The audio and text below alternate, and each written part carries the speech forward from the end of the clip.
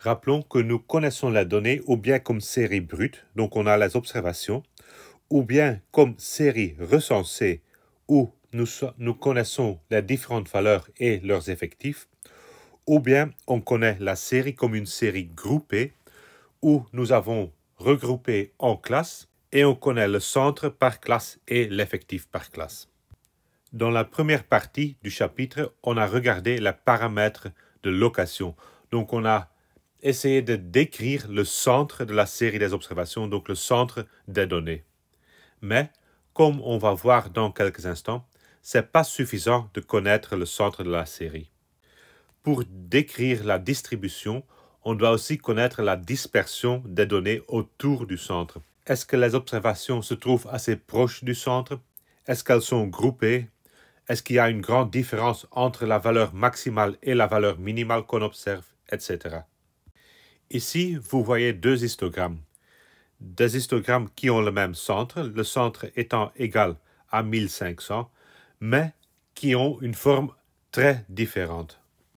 On voit que à gauche, la dispersion est très petite, donc les données sont bien proches du centre, et à droite, la dispersion est plus grande. Donc la différence entre le centre et les observations, ou les écarts entre le centre et les observations sont plus grandes.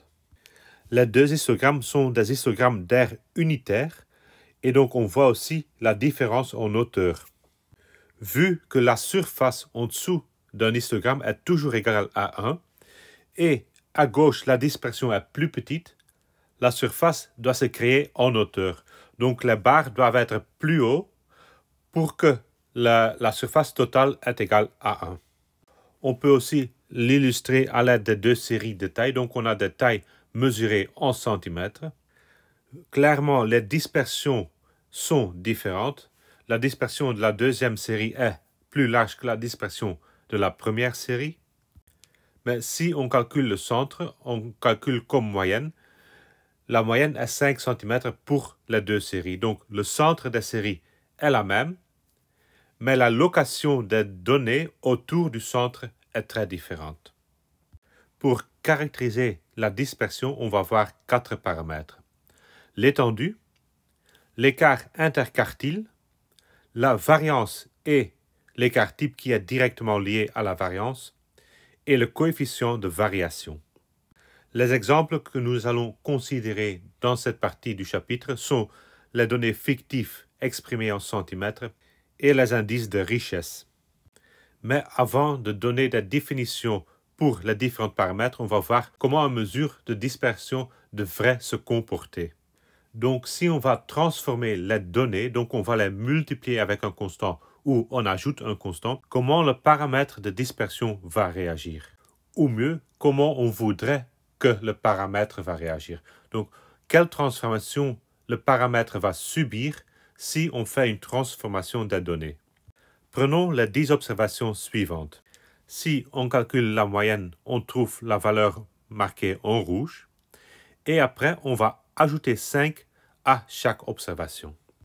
Donc, on fait une translation de 5 unités.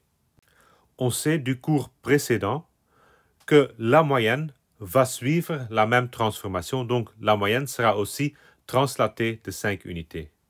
Et ce qu'on voit, c'est que la dispersion autour de la moyenne transformée est la même que la dispersion autour de la moyenne originelle.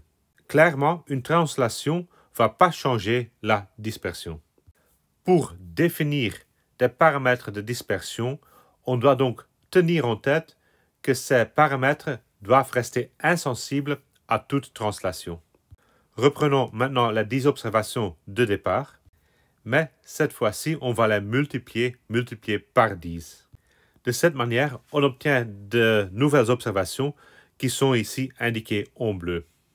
En plus, on sait que la moyenne suit la transformation, donc elle sera aussi être multipliée par 10. La dispersion, par contre, va changer dans cet exemple. On voit clairement que la dispersion des observations transformées, donc celle en bleu, est beaucoup plus grande que la dispersion des observations originales en noir.